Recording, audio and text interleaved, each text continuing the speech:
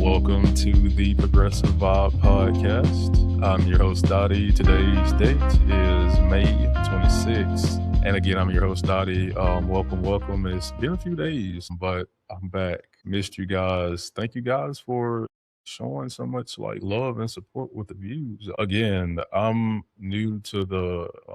not new to YouTube, but I'm new to posting on YouTube. So seeing those views, considering, this is like my first go around, it's very cool to see. It's very cool to see. And I appreciate you guys. Before we get into today's content though, I wanted to say, please, if you have not subscribed, like the video, you subscribe. It's free, doesn't cost anything. And also, in the link in the description is my link tree and all of my other socials. So if you can, please go follow, subscribe to all of my socials. That'll really help me out, really help the show out. And yeah, share it with a friend, a family member, or somebody who is a, political junkie, like I am.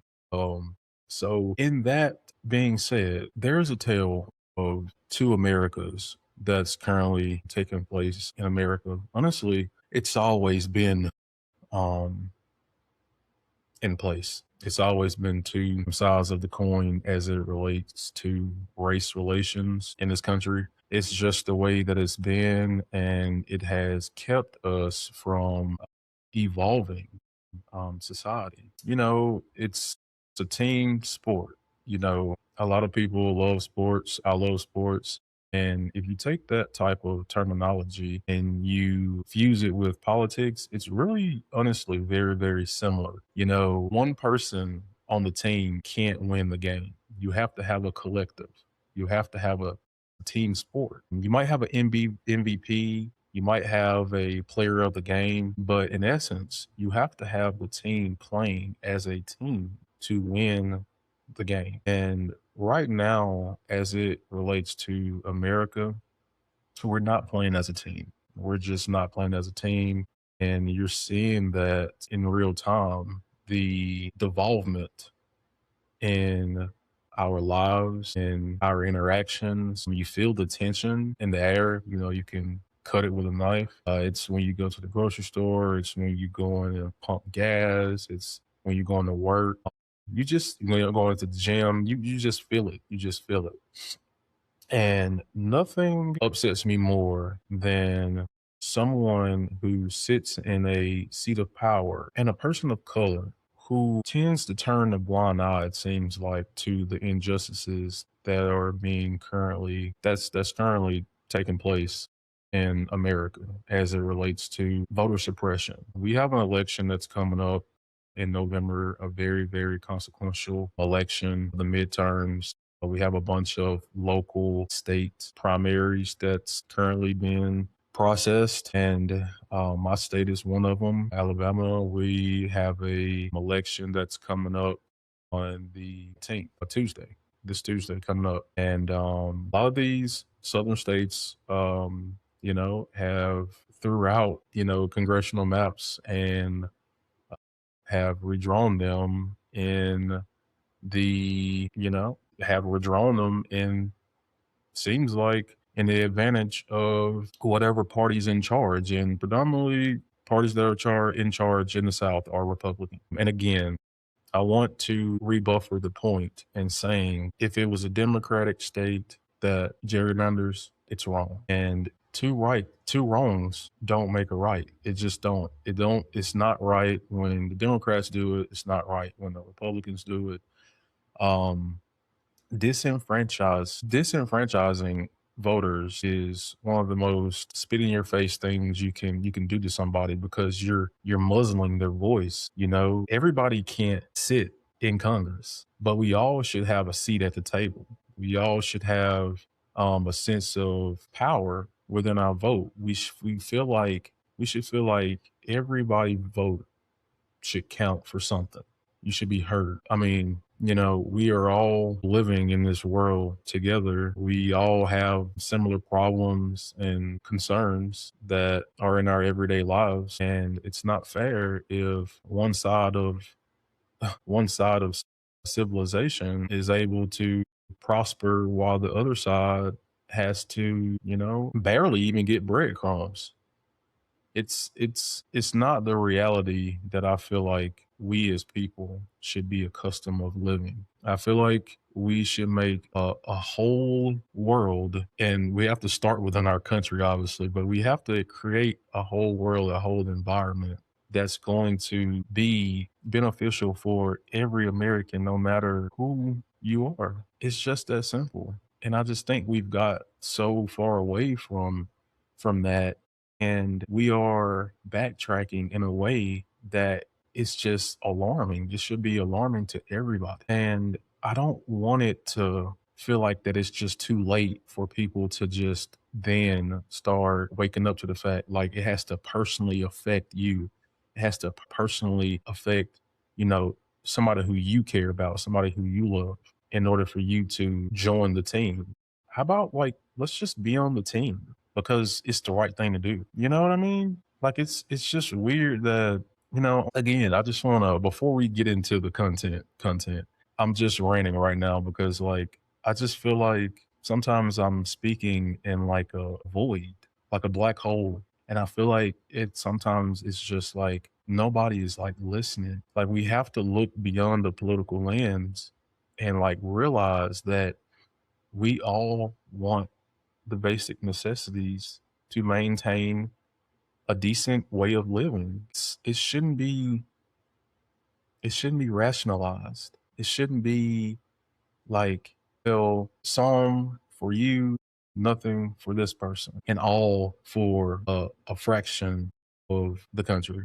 And that's really what it is. Like the billionaires of this country literally has everything. They have it all. And the bottom like 90% of people that live in America, lives could be better. It could be a lot better. We've totally abandoned farmers in this country. Blue collar workers, white collar workers are even being affected. We have no love for the teachers, even though they have one of the most, if not the most important job as it relates to building our future, teaching our kids, our brothers, our sisters, our cousins. And we're just like sticking the middle finger to them by not giving them their due diligence either. Same thing as it relates to the veterans in this country. Why do we have so many homeless veterans in the country who like died, sacrificed in order for us to have a more freer country, a more just democracy? And then I pivot to the civil rights leaders of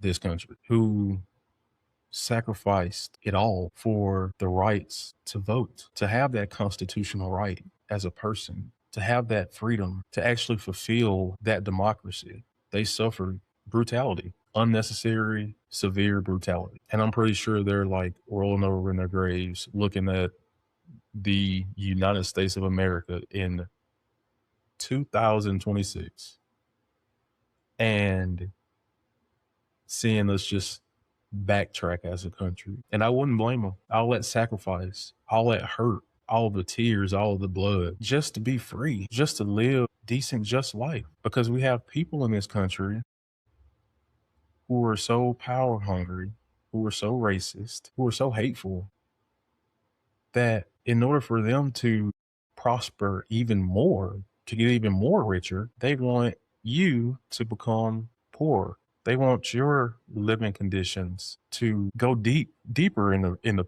They want you to get that second, third, fourth job just to make it by. They want you to have to debate on what bill of the month that you're going to pay and what bill that you're just going to have to do without until your next pay, or how much food that you have in your fridge. And don't even get me started with people who have entire families, kids. It does not have to be this way, but we have to come together as a collective. Okay. We have to come together as a collective, as a team to win this game. Because even though it's not a game, the people that are in these positions of power who are pulling the levers of what me and you do surviving, they count on us to be at each other's throats. Because as long as we're distracted, they're going to keep on running to the bank. cashing out. They're going to keep cashing out on our miseries, on our culture war fights that we seem to just love to get in. We love to get in these useless culture war fights. Because of what? Because it makes our ego feel good? Or we're giving it to that person because they're a liberal?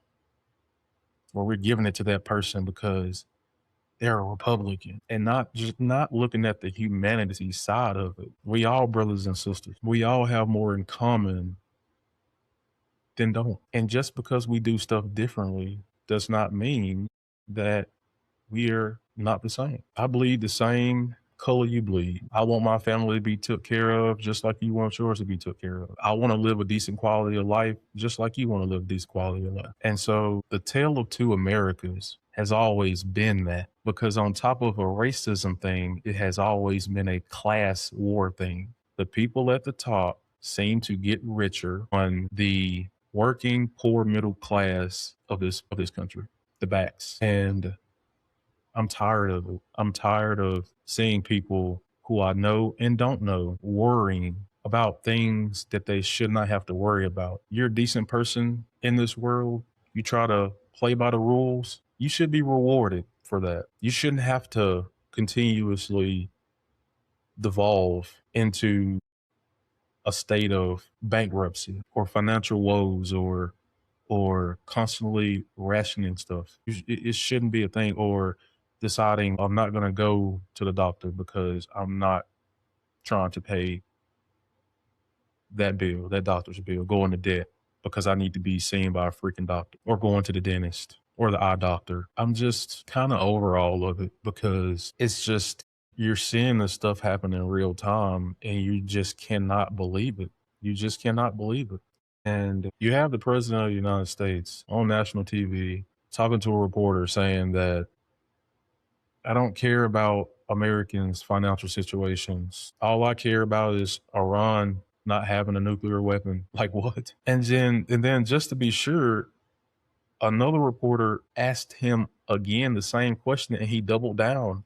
He doesn't give a shit. He doesn't give a shit about you. He doesn't give a shit about me. When he went to China to go talk to Xi Jinping, the president of China, did you see who he had with him? Had all his billionaire buddies, Jeff Bezos, Elon Musk. You think they were representing the average American person interest? Hell no. The guy only is interested in furtherly enriching himself and his family and his rich buddies. He doesn't care about the average person going back and forth to work and dealing with these high ass gas prices. He doesn't care about inflation. He doesn't care about eggs. He doesn't care about beef. He doesn't care about how much shit is in the grocery store, even though that's what he ran on in the campaign. But now you're seeing in real time how much he gives a shit. He doesn't. And so what else is he going to have to do to get you to realize? And I'm talking to the people out there that are just so hell bent on worshiping this man.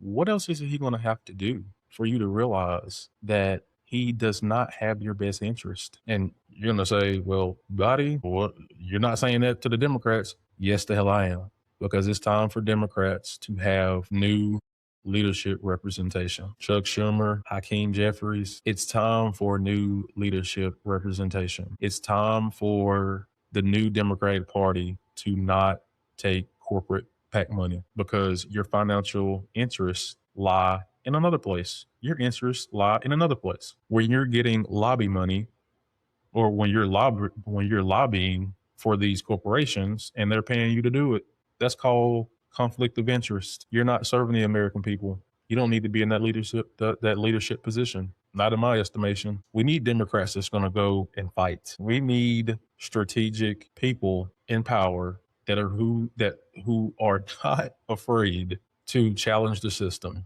But it's hard to challenge the system when you're getting paid and profited by the system. And that goes for Democrats and Republicans. Being a congressman or a woman is, to me, a badge of honor, because you're duly elected by the people of that state to send you to Congress, because they believe in you, because they trust in you, because you said things to them that gained their trust. And then when you're in there, all of a sudden the goalposts move. All of a sudden the goalposts move. but you just expect, because we're the Democrats and we're not the Republicans, we're not part of the MAGA party, you think that's just enough because you just say the right things. But talk is cheap.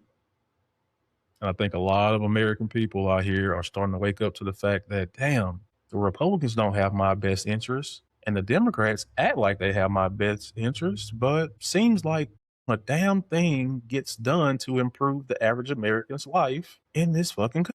But yet we keep seeing polls about the majority of people want universal pre-K. The majority of people in this country want a higher federal minimum wage. The majority of the people in this country want universal health care. But time and time again, it seems like there's always a debate about it. And the can gets kicked down the road over and over and over. And then it festers. And then the people become so mad that while it's festering, other stuff pop up, like culture war debates. And we get in that rabbit hole for years. And a whole nother presidential cycle goes by. A whole nother election cycle goes by. And time is wasted. So the people who want the status quo to remain the status quo, they get the win, while the American people are not playing as a team. We want the same thing, but when it's time to get it, we take the squirrel every time. We see the squirrel and we chase it. But I do have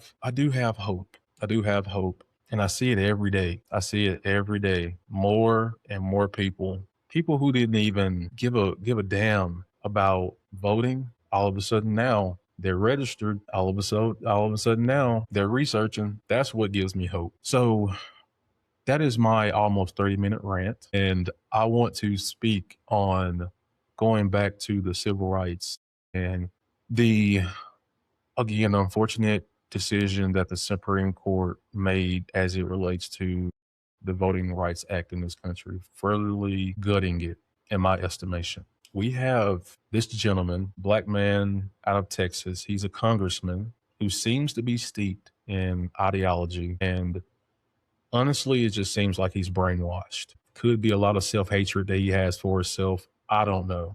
I'm going to let you guys decide on that. But he is discussing civil rights and Jim Crow, and he appears to have no type of historic or current knowledge of the state of Americans or America and race relations in this country.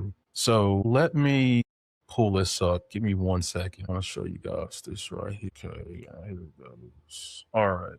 So this is from This is from Don Lemon's show, the Don Lemon Show. Yeah, I watch Don a lot because he's independent now. He's on YouTube. He's not working for the corporate media known as CNN anymore. So he has more freedom, and he just tells it like it is. And that's why I'm hoping that independent media becomes the forefront that it needs to become as it relates to getting the type of news that the American people seem to want. And it shows it in the numbers also too. But again, this is Don Lemon discussing the Wesley Hunt clip. He's going to play the clip. So here we go. This is Wesley Hunt. He's a Texas congressman. I'm seeing a lot of talk from my colleagues on the left, too, as we shift toward this reinvigorated talk about Jim Crow and the past of this country. And as someone who is a direct descendant of a slave, as someone whose great-great-grandfather was born on a plantation, I can assure you slavery is over. Jim Crow is dead. When I go anywhere, I don't see any white-only signs. I don't, I promise you. I am a black man that represents a white majority district in Texas. The great-great-grandson of a man born on a plantation stands before you today as a proud conservative Republican from Texas. as a believer and follower in Christ, and as a believer in what this country can be if we allow equality for not just Muslim Americans, not just Buddhist Americans, but also Christian Americans like yourself. God bless you, young man. Now, you know what the folks would be saying. I know what folks are saying. You guys are going, this, you know what? Tell me in the comments what I'm saying. This, what are you talking about? What kind of self-hatred, self-hating person could even think that?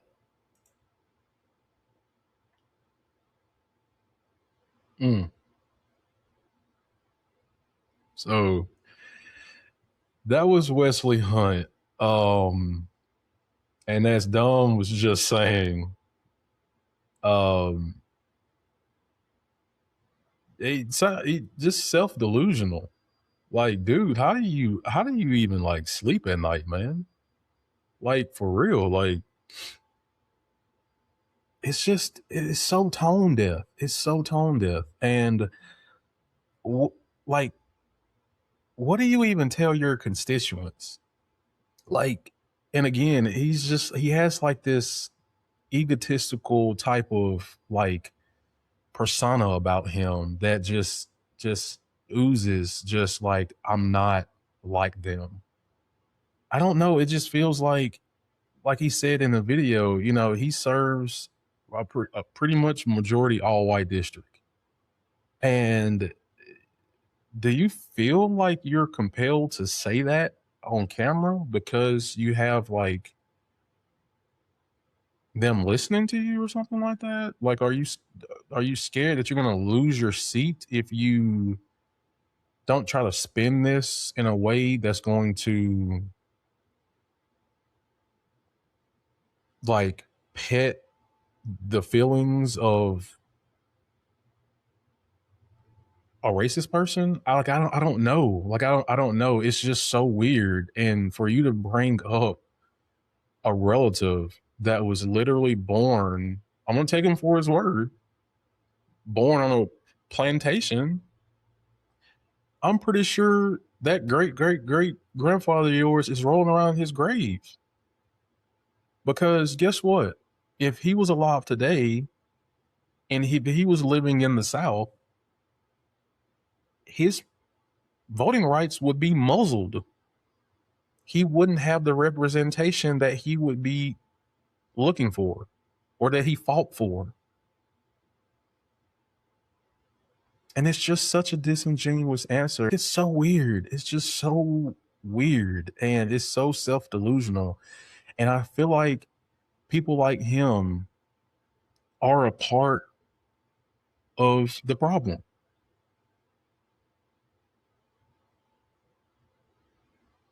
People like him are a part of the problem. And I want to play this other gentleman who is talking with a whole lot of more sense. And I know that wasn't proper etiquette, but I'm saying it again. A gentleman that has a whole lot of more sense than Wesley Hunt. His name is Marshawn Camise.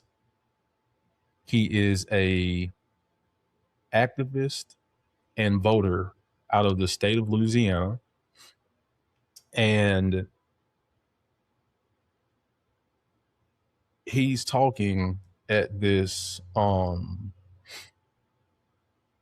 I don't know. I think he's talking at the state house in Louisiana to the Republicans. And it's really a rally cry for the residents of Louisiana about the new advancement of the congressional map that the Republicans approved. Again, they slashed a congressional black district out of the state completely. So if I'm not mistaken, Louisiana they had two, but now they have one. And he's speaking about this. And when I tell you he goes ham, he goes ham. So let me find this. It's in this current video that I have played right here with Don. Okay. And yeah, guys, I don't have YouTube Premium, so don't call me out when I post this video, please. But here we go. With this gentleman. Roll it. I have no doubt in my mind that the map's gonna pass. If y'all can give us less than 0 seats, you would do it. Y'all do this under the orders of somebody that said the Civil Rights Act was harmful to white people, that it caused reverse racism. RFK said that black children are overfilled on antidepressants and that they need to be reparented on different forms, all of them. Pete Hegseth constantly brings Doug Wilson to the Pentagon to give a prayer service. Doug Wilson is the same pastor that said that slave owners were on strong spiritual ground. I don't have no belief in no morality on anybody that followed Donald Trump. If you wasn't with this map, you wouldn't be underneath this president. You wouldn't be in your party. You would stand up, you would stand against it, you would speak out about it. So as far as I'm concerned, if you here as one of these Trump Republicans, you already showed us who you are. You showed us what you want to do. And I believe the country as a whole is rebuking your party. Y'all are in a death spiral. That's why y'all have to redistrict. That's why y'all have to cheat. That's why Trump got to go to Texas and say he entitled to 5 more seats. It's because y'all know what y'all doing is abhorrent. We letting our people die in Iran based on false pretense that Tulsi Gabbard and Joe Kent say it ain't real. Y'all okay with all that. So I'm positive y'all gonna be okay with the maps. But the beautiful thing is, the children that y'all have made and the people that's younger than y'all don't support none of this racism that y'all want. The MAGA party is the last breath of the Confederacy. And I'll be happy to see millennials and Gen Z bury y'all. There will be no more of your party. The midterms gonna come, y'all gonna get wiped out. Trump gonna get dragged out of the White House, and I'm gonna love every second of it. Because y'all loved every second of the suffering that he caused to everybody in this country. And worldwide, we starve in Cuba. We bomb Nigeria. We holding Zimbabwe and Zambia hostage for their minerals. We don't want to give them aid support. The pro-lifers that say all life is special, y'all letting kids die of AIDS. What part of your Bible say that? Point out the scripture. I think everybody would love to see it. And we would love to see y'all in the midterms. Someone needs to sit Wesley Hunt down with this gentleman to have. I agree. Somebody needs to sit Wesley Hunt down with Marshawn. People like Marshawn are the ones who needs to be in Congress. And the people like Wesley Hunt don't need to be in Congress. Now, that's the type of representation I'm talking about right there. And if you separate the color from what he was talking about, just separate the black man from it. Because I know a lot of people out there, they listen to him and they only just see skin color. They only think that he's talking about representation just for black people. And he's not. Just like when I hear Senator Bernie Sanders speak about issues, I don't think he's talking about for just white people. I think he's talking about everybody. It's all about the message. It's not about the messenger. It's about the message. And me going back to, this is a team effort, a collective team effort by every American, because we all have a role to play to win this game. But it requires all of us from all walks of life. We have to fight for the voiceless, for the people who aren't being represented. If you are in a position of power and you have the ability to get your message out to help people, to help their situations, especially if your situation has already gotten better, why wouldn't you want to do that? Why would you want to spread disinformation, deceit, lies? Like, people out here ain't living in the same world that you living in, taking taking advantage of people's hardships and using it against them. But then when you go back to your district, you want to be all kumbaya. But when it's time for you to go do your job for those constituents who voted you in there, you backtrack, you betray them. And I'm just tired of it. I'm tired of it. It's not right. It's not just, and it will not remain. I believe there are too many good-hearted people in this world, specifically in this country that I'm living in right now, that is not going to tolerate this from all walks of life. And like Marshawn said, the problem that the Republican Party is going to run into, millennials like myself and Gen Zers, they ain't having that racism shit.